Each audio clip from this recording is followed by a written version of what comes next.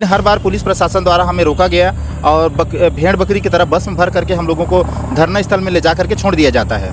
जो विष्णु देसाई, विजय शर्मा, अरुण साव, मुझे सर्व आता है साला। सर्व कहते हो, अपने आप को सर्व कहते हो। सर्व हालत है, पंडित हो के, तिवारी हो के, साहू के दारू बिकवा रहे हो। सरकार बोलता है कि दिव्यांगजन सबसे पिछड़ा और वंचित वर्ग है, वो चाहते ही नहीं है शायद कि हमारा कुछ कल्याण हो। प्रूफ सहित कौन से पद, कौन सी जिला, कौन सी गांव, किस व्यक्ति ने कहां कहां नौकरी कर रहा है फर्जी रूप से। अच्छा, आप लोग को पता है? पूरा लिस्ट दिए थे हम लोग कि पूरे जो प्रदेश के विकलांग संघ है वो चाह रहे हैं कि 6 सूत्री मांग पूरी हो, फिर भी क्यों नहीं पूरा किया जा रहा? दारू भट्टी साए साए खुल रहा है। हाँ। लेकिन आप लोग की जो जायज मांग है, 6 सूत्री मांग है, हाँ, उसको नहीं सुन रहे हैं। एक न एक तो आत्मदाह होगा, ये तय है। कोई न कोई दिव्यांग तो निपटे। मैं खुद आत्मदाह करूंगा, बहुत हो गए बर्दाश्त। क्योंकि सरकार जो है किसानों का हजारों करोड़ रुपए कर्ज माफ कर सकता है, तो दिव्यांगजनों को कुछ करोड़ रुपए क्यों नहीं? ये क्या कम पढ़े लिखे हैं? ये कम पढ़े लिखे हैं। इनके अधिकार को छीनकर पैसे के बल पे डॉक्टर, मास्टर, पूरा प्रशासन बिका हुआ। दिविजा इंटीरियो, भिलाई का ट्रस्टेड इंटीरियर डिजाइनिंग और मैन्युफैक्चरिंग स्टूडियो। घर वही होता है जहां सुकून और स्टाइल दोनों साथ हों, और इसी सोच को हकीकत में बदल रहा है दिविजा इंटीरियो, जहां हर डिजाइन सिर्फ बनाया नहीं जाता बल्कि महसूस किया जाता है। राजधानी रायपुर कलेक्ट्रेट परिसर पे हम मौजूद हैं, जहां पर हमारे साथ छत्तीसगढ़ के विकलांग संघ के लोग हैं, जिसको आप देख सकते हैं कि यहाँ पर बैठे हुए हैं, और इनसे बातचीत करेंगे कि ये यहाँ पर क्यों बैठे हुए हैं। जैसे कि बताया जा रहा है इनके द्वारा कि लगभग 14 महीनों से इनकी जो मांग है, 6 सूत्री मांग को लेकर, ये जब पहले 14 महीने पहले प्रदर्शन करने के लिए बैठे हुए थे, वो जो 6 सूत्री मांग है अभी तक पूरी नहीं हुई है। हमारे साथ में जो भाई लोग यहाँ पर मौजूद हैं, उनसे बातचीत करेंगे कि आगे क्या है, क्या चीज़ें रहेंगी, कैसे बैठे हुए हैं अभी से, क्या है, कारण क्या है? हम लोग आज तक जैसे हम लोगों का 6 सूत्री मांग है, उस मांग के संबंध में हम लोग लगातार पिछले 26 मार्च 2025 से हम लोग आंदोलनरत हैं। इसी से कड़ी में हम लोगों ने विभिन्न बार प्रयास किए कि मुख्यमंत्री से हमारी मुलाकात हो जाए और हम लोग विभिन्न बार पैदल मार्च करना चाहे, लेकिन हर बार पुलिस प्रशासन द्वारा हमें रोका गया और भेड़ बकरी की तरह बस में भर करके हम लोगों को धरना स्थल में ले जा करके छोड़ दिया जाता है। और उनका ये बोलना रहता है कि आपको सबसे पहले, जैसे हम लोग अमुक जिस डेट में प्रदर्शन करने वाले रहते हैं, उससे जस्ट एक दिन पहले हमारे पास फ़ोन आता है कि आइए बैठ करके हम लोग बात करेंगे और आप लोगों का समस्या का समाधान किया जाएगा। तो इसी चीज़ों को देखते हुए हम लोगों ने 3 दिन पहले उसी प्रशासनिक स्तर से हम लोगों ने बात करने का प्रयास किया, और यहाँ जो रायपुर में भी धरना प्रदर्शन के लिए कमिश्नर प्रणाली जो लागू है, उसी का पालन करते हुए हम कमिश्नर साहब से मुलाकात किए, जिसमें हम उनसे अनुरोध किए हैं कि हमको 7 तारीख को प्रदर्शन करने की अनुमति दिया जाए या हमारी प्रतिनिधिमंडल को सीएम साहब से मुलाकात किया जाए। कितने लोगों की जो भीड़ रहेगी वहाँ, बताया विकलांग लोगों की वहाँ पर मौजूदगी रहेगी? जी, जैसे कि ऑन रिकॉर्ड छत्तीसगढ़ में 7,70,000 दिव्यांगों की संख्या है, जिसमें हम लोगों ने प्रदेश भर के दिव्यांगजनों को आहूत किया है कि 7 तारीख के जो आंदोलन है उसे प्रदेश भर के दिव्यांगजन लोगों को आमंत्रित किया गया है। और इसमें समय संख्या बता पाना निश्चित नहीं हो पाएगा, क्योंकि विभिन्न राज्य से, विभिन्न जिले से अलग अलग प्रकार के दिव्यांगजन आएंगे, तो कितने संख्या में आ पाएंगे तो संख्या बता पाना संभव नहीं है। लगभग देखा गया है कि 14 महीने पहले, आज से 14 महीने पहले भी आप लोगों ने उग्र प्रदर्शन किया था, जिसपे देखा गया था बहुत जो भीड़ है आप लोग की उसमें देखी गई थी। उसके बाद फिर भी देख रहे हैं कि पूरे जो प्रदेश के विकलांग संघ है वो चाह रहे हैं कि 6 सूत्री मांग पूरी हो, फिर भी क्यों नहीं पूरा किया जा रहा है? ये सरकार की मंशा ही नहीं है कि सरकार बोलता है कि दिव्यांगजन सबसे पिछड़ा और वंचित वर्ग है, वो चाहते ही नहीं है शायद कि हमारा कुछ कल्याण हो, क्योंकि सरकार जो है साएं की सरकार नहीं है बल्कि आए बाएं का सरकार हो चुका है। इसीलिए आज हम लोगों को दिव्यांगों के प्रति आज उनका रवैया जो है इस तरीके से है कि हम लोगों को दर दर भटकना पड़ रहा है। आप लोग की 6 सूत्री मांग क्या है? सबसे पहले तो हमारी ये मांग है कि जो सरकार हमको 500 रुपये पेंशन देता है, उसको बढ़ा करके 5,000 रुपया किया जाए, क्योंकि अलग अलग राज्य में कहीं पर 5,000 है, कहीं पर 6,000 है, कहीं पर 3,000 है, और छत्तीसगढ़ में पूरे देश के सबसे कम पेंशन मिलता है 500 रुपये, तो उसको बढ़ा करके 5,000 रुपये किया जाए। दूसरी हमारी ये मांग है कि जो फर्जी दिव्यांग सर्टिफिकेट लगा करके नौकरी कर रहे हैं, उन लोगों को राज्य मेडिकल बोर्ड से जाँच करा के बर्खास्त किया जाए। तीसरी मांग है कि दिव्यांगजनों के लिए विशेष भर्ती अभियान चलाया जाए, जो 2016 से 18 के बीच में दिव्यांगजनों के लिए विशेष भर्ती अभियान चलाता है, उसी प्रकार से भी विशेष भर्ती अभियान चलाकर विज्ञापन जारी किया जाए। चौथी मांग ये है कि दिव्यांग महिलाओं को महतारी वंदन योजना में शामिल किया जाए, क्योंकि हष्ट पुष्ट जो महिलाएं हैं उनको महतारी वंदन योजना के तहत 1,000 रुपये मिलता है, लेकिन जो दिव्यांग युवतियां हैं उन लोगों को महतारी वंदन योजना में से वंचित रखा गया है, तो उसको भी शामिल किया जाए।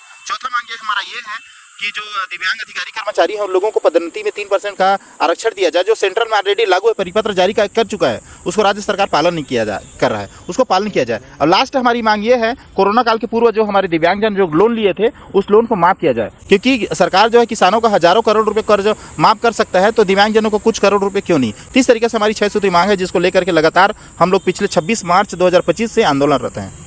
भैया देखा जाता है कि जब दिव्यांग लोग प्रदर्शन करते हैं, कभी विधानसभा के बाहर, कभी मंत्रियों के बंगले के बाहर, तो कभी दूध धरना स्थल पर, तो उनको मतलब उनकी सुनी नहीं जाती है। सिर्फ आवेदन पत्र ले लिया जाता है, उनसे जो प्रमाण पत्र ले लिया जाता है, लेकिन उसमें कुछ कार्रवाई नहीं की जाती है। बात ये है सर कि जब छत्तीसगढ़ दिव्यांग सेवा संघ अपनी मांगों को लेकर, वो भी मुख्यमंत्री की किए गए वादा के मुताबिक, हमें जो पाप लगेगा, आपकी मांग जायज़ है, मैंने 15 दिन का समय दो, उन्हें 15 महीना दिन तक समय दिया, इसके बाद मांग पूरा नहीं हो तो हमारे दिव्यांग साथी लोग, सोशल मीडिया का समय है, न्यूज़ का मामला है, इलेक्ट्रॉनिक या जो भी मीडिया है उनके प्लेटफॉर्म से सुनते हैं कि दिल्ली में 6000 हो गए, तेलंगाना में 6000, यहाँ 15 दिन वाली बात कर रहे हैं कि 15 दिन की बात कही थी, उसको बताइए ना, स्पष्ट बताइए ना। तो उसमें स्पष्ट ये कहा था कि आप लोगों ने जो 5000 पेंशन की मांग की है वो जायज़ है, और आपके अधिकार और आपकी जो हक की जो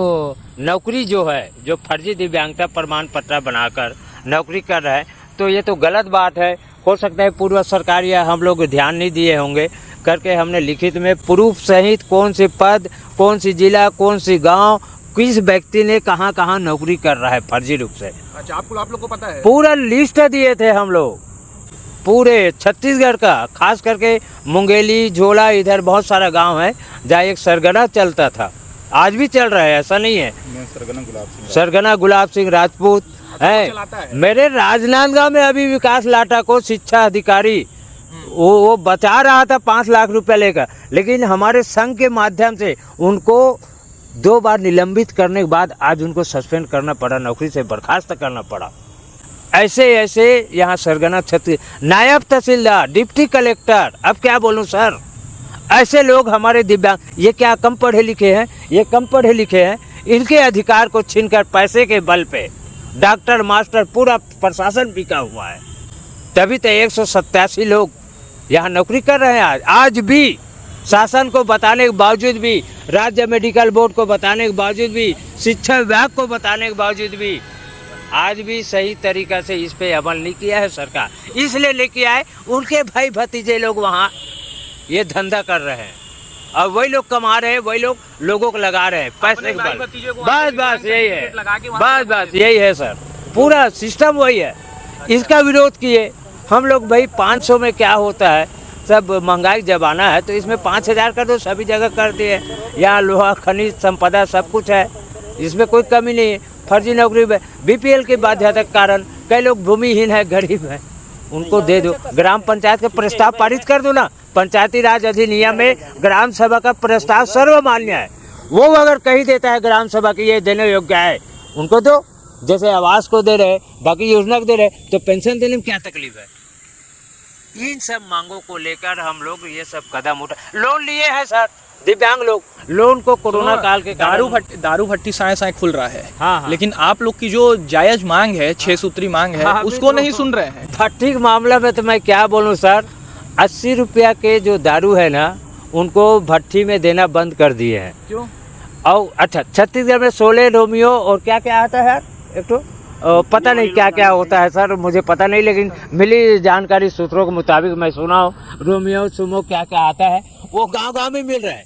अब भट्टी में वो भी नहीं है, 800 रुपया 900 रुपया वाला। जो विष्णु देसाई, विजय शर्मा, अरुण साव, मुझे सर्व आता है साला, सर्व कहते हो, अपने आप को सर्व कहते हो, सर्व आना चाहिए। पंडित हो के, तिवारी हो के, साहू के दारू बिकवा रहे हो, और मैं अरुण साव, मैं विजय शर्मा, विष्णु देसाई। अरे तुझसे साला दुर्भाग्य व्यक्ति कौन हो सकता, शराब बिकवा रहे।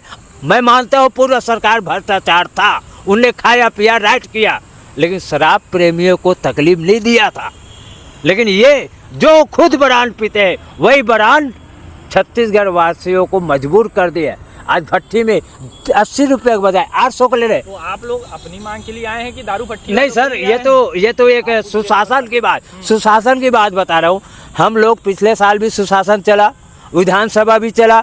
एक एक विधानसभा 90 विधायक के 75 विधायकों को लिखित मौखिक में हमारे छत्तीसगढ़ दिव्यांग संघ के दिव्यांग साथियों ने कहा था कि अपने अपने विधायक को लिखित और मौखिक में बताओ कि हमारी मांगे मुख्यमंत्री ने पाप लगेगा, मांग पूरा करूंगा, नहीं किया है, अपने विधायकों को दो।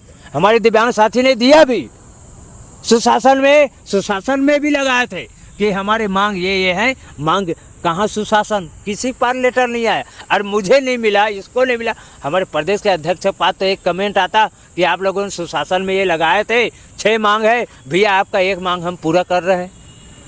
ये कहने का सुशासन है।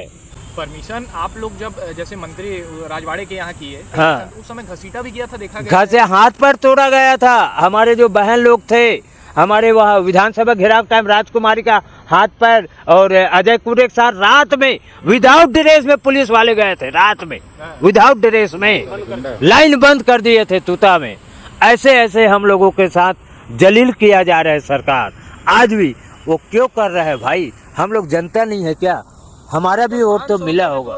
मतलब आदमी रिचार्ज भी नहीं कर सकते सर, हम लोग को एकदम दबे कुचले समझता है। अब वो जानता है सरकार कि ये लोग के संख्या बल कम है, ये लोग कुछ नहीं कर पाएंगे। लेकिन आज मैं कहना चाहता हूँ आपके माध्यम से आदरणीय जी, एक मच्छर जब काटता है ना तो 6 इंजेक्शन लगाना पड़ता है। हमें दिव्यांगों को कमजोर मत समझे। जल्दी भूकंप आने वाला है, भूकंप आएगा ही और बहुत विकराल स्थिति होगा, जिसको न प्रशासन को संभाल पाएंगे न शासन को, क्योंकि इसी मांगों को लेकर डॉक्टर रमन के समय में मुख्यमंत्री निवास में हमारे कोई दिव्यांग साथी आत्मदाह किया था, योगेश साहब। इसके पूर्व में भी हुआ था।